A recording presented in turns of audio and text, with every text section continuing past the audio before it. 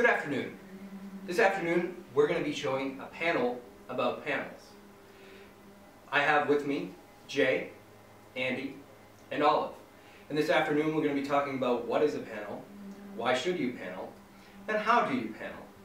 This is to help anyone interested in showcasing their work through the form of a panel, which is one of two of our examples of live presentation.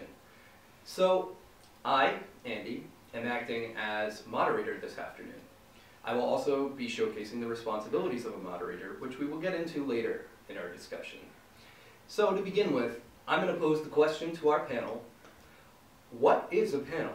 And I'm going to turn it over to Jay.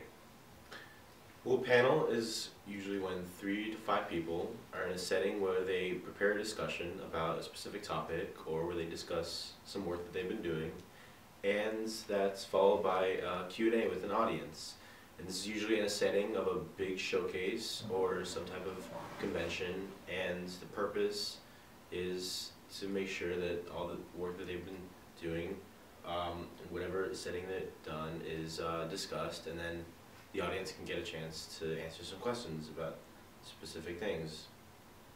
I think that's an excellent explanation of what is a panel.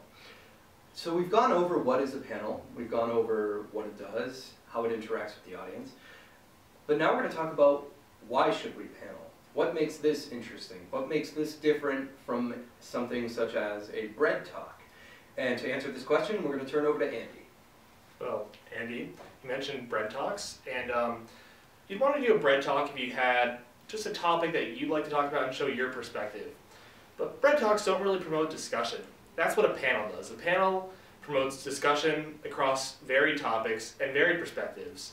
Like Jay said, they usually include 3 to 5 people in front of a table as such, and they usually discuss a theme that is more general than what might be discussed in a bread talk. Then it opens up to audience participation, which even more opens it up to discussion.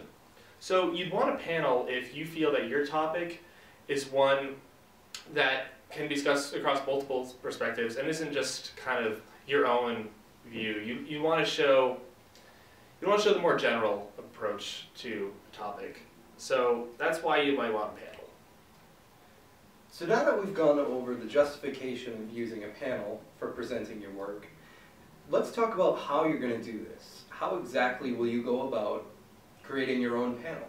And to answer that question, we turn to Olive. Well, there's some pretty simple logistics that are going on here for panel discussions. It'll be split, as you can already tell, into 2 sections where the panel members will be discussing, and then it'll go to a Q&A. And the entire thing will be about 10 to 15 minutes, and you will submit a proposal to our blog in order to tell us exactly what you'll be discussing and the kind of questions that you'll be asking. Also in your proposal, you'll be telling us about the technological needs that you might have, which could be laptop hookups or screens or whatever other kind of visual media you might need.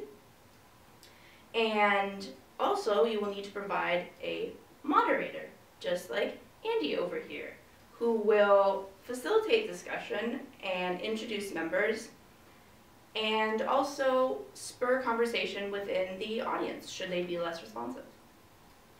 And with that, I think I would like to spur some response from the audience, as is one of my responsibilities as moderator. So I'm going to present this question to the audience. Do you have any further questions about panels? What kind of themes or topics should I talk about in a panel? I think that's an excellent question. Would one of you like to take that?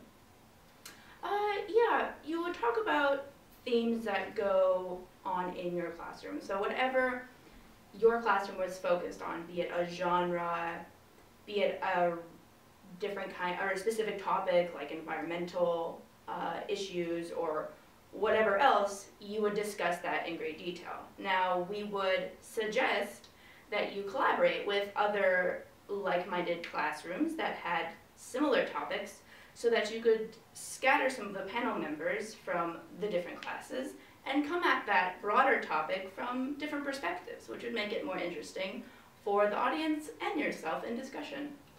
And this shows that panels are less about like selling an idea, and more about exploring a discussion. And this breaks down the barrier between speaker and audience, and it allows just for group participation, one that might go on in your own classroom.